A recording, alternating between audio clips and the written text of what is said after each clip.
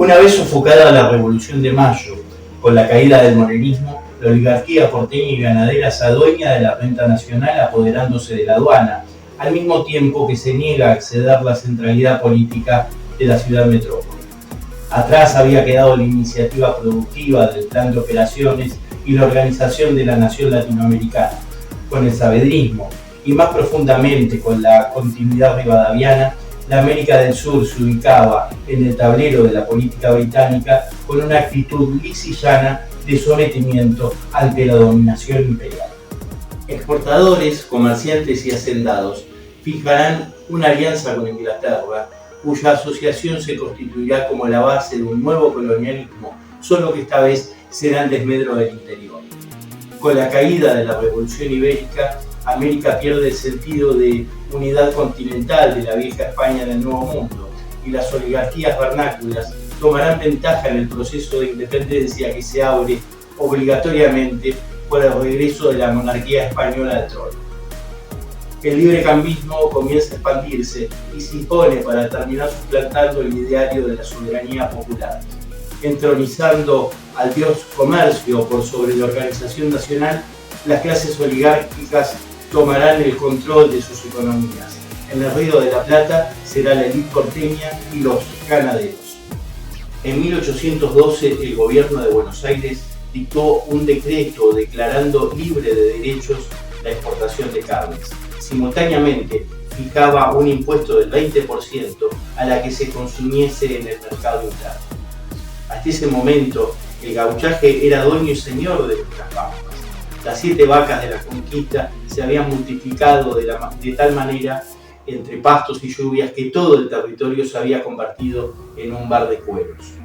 No había alambradas y la propiedad privada era difusa. El gaucho, cuando tenía hambre, descarraqueaba una vaca para poder comer y luego canjeaba el cuero en la pulpería más cercana por algunos artículos de su necesidad. El comercio libre destruyó el viejo estilo de vida del gauchaje. Miles de gauchos dedicados al contrabando fueron anonadados por el nuevo régimen legal. La dorada edad del cuero también tocaba su fin. El desarrollo de la industria saladeril, que se expandió poderosamente con las facilidades de exportación, transformó a la carne vacuna en la parte más preciada del animal. Si la norma de la época anterior al libre cambio había sido pampa y carne para todos, ahora debían trabajar en los saladeros con sueldos miserables para comprar la carne que se pudiese a precio del extranjero. El gaucho, es decir, nuestros criollos, eran arrojados al hambre. Buenos Aires acaparaba los recursos fiscales de sus terruños, liquidaba sus industrias territoriales con la invasión de mercaderías británicas y ponía toda la ganadería de las pampas en los platos del extranjero. ¿Cómo mantener semejante ajuste? En 1815 aparece el famoso decreto sobre la vagancia. Todo individuo de la campaña que no fuese propietario sería considerado sirviente y quedaba obligado a reconocer un patrón que le otorgaría una papeleta a ser visada cada 3 meses, bajo pena de ser considerado vago. Se consideraba vagancia transitar el territorio sin permiso del juez de paz.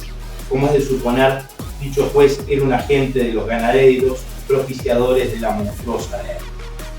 Los gauchos declarados vagos sufrían 5 años de servicio militar y 2 años de conchavo obligatorio la primera vez y 10 la segunda, en caso de no resultar aptos para las fatigas del ejército.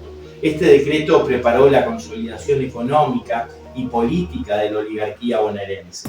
Amparados en la ley de la vagancia, los terratenientes acapararon las mejores tierras, usurparon los campos de los labradores empobrecidos que trabajaban más de 2.000 quintas productoras de trigo y otros cereales y las transformaron en campos de pastoreo cercanos al puerto exportador. A lo largo de la historia, el poder logra ir instalando en el mensaje público una suerte de dinámica que conlleva el milagroso hecho de invertir la carga de la prueba. Nuestros criollos, agredidos por la voracidad de la clase ganadera, destruida su capacidad productiva por el puerto porteño y arrasados sus territorios por las guerras de la independencia, serán perseguidos, maltratados, usurpados e incluso asesinados mientras se los acusa de vagos y mal entretenidos. El discurso oficial los convirtió en la representación viva de la barbarie. No es ni más ni menos que el arte de la demonización que oculta la verdadera cara de los inconfesables intereses de las clases oligárquicas nacionales. Con todo esto, nuestros criollos dispersos en el interior colapsado y empobrecido se organizan en montoneras para poder sobrevivir. Levantarán la bandera del federalismo para oponerse a la voracidad porteña que resulta ser más hambrienta que la vieja organización monárquica. Ni la Asamblea del año 13 ni el Congreso de 1816 habían resuelto el problema cardinal, la cuestión del puerto, de la aduana y del crédito público. Luego de declarar la independencia, el Congreso de Tucumán sostiene 3 años de infructuosas sesiones donde se enfrentan las tendencias de las diferentes realidades territoriales, ¿no? En el año 19 el Congreso decide trasladarse a la ciudad porteña.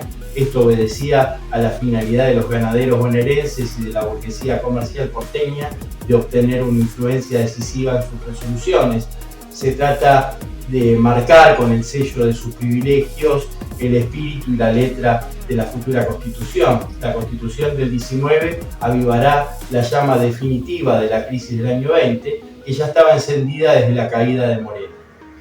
El carácter de su espíritu y la contextura de su letra es profundamente antidemocrática, superando la antigua ordenanza de intendentes de la época de la colonia española.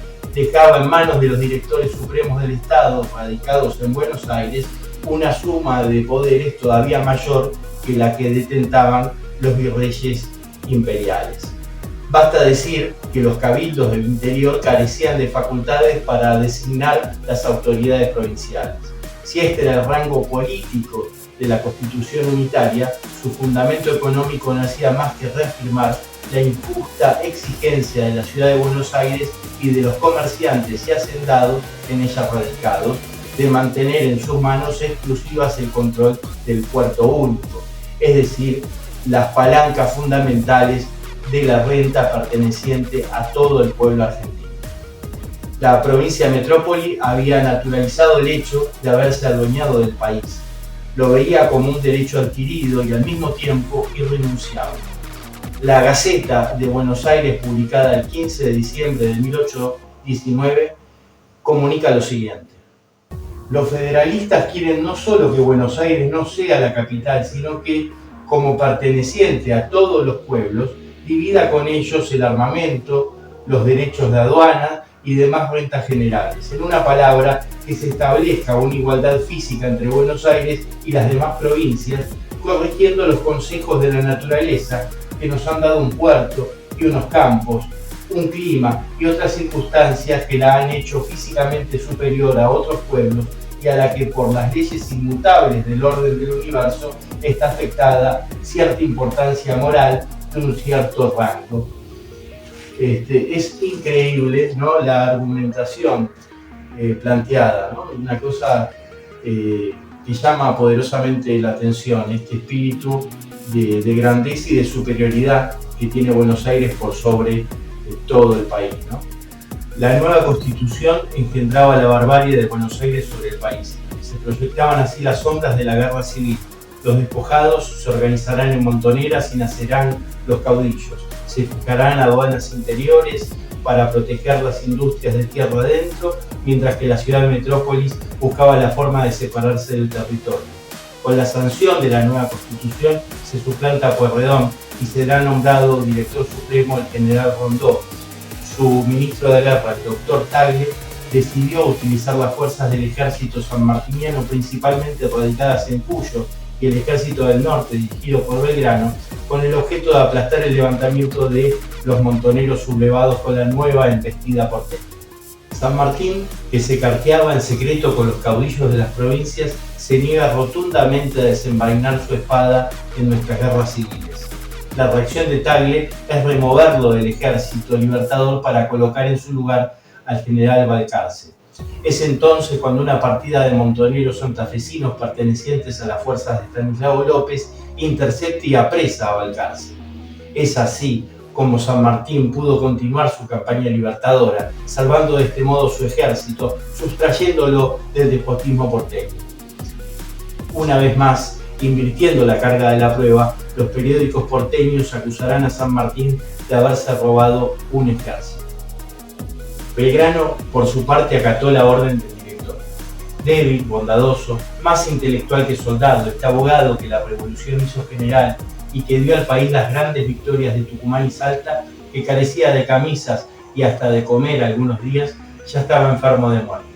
La situación de su precaria salud lo llevó a tomar la decisión de bajar con su ejército para deshacer las montoneras litorales. Sus oficiales provincianos, en su gran parte, comprendieron las razones de la lucha y se negaron a intervenir en ella. Señala a Jorge Abelardo Ramos que el carácter sórdido de la política porteña no era un secreto para nadie. Todo lo porteño transmutaba comercio, dinero, codicia. Era muy difícil que las tropas fogueadas en las guerras continentales fueran persuadidas por los porteños de que el peligro estaba en las montoneras, es decir, en sus hogares, sus aldeas, sus hermanos. De este estado de ánimo nació el motín de Arequito que padeció Belgrano. En esta etapa se enciende la guerra civil y también la llama de la estigmatización que surge de un poderoso desprecio por lo popular. Para la nueva oligarquía, la organización nacional atenta contra sus privilegios y pone en peligro la concentración económica que descansa en sus manos.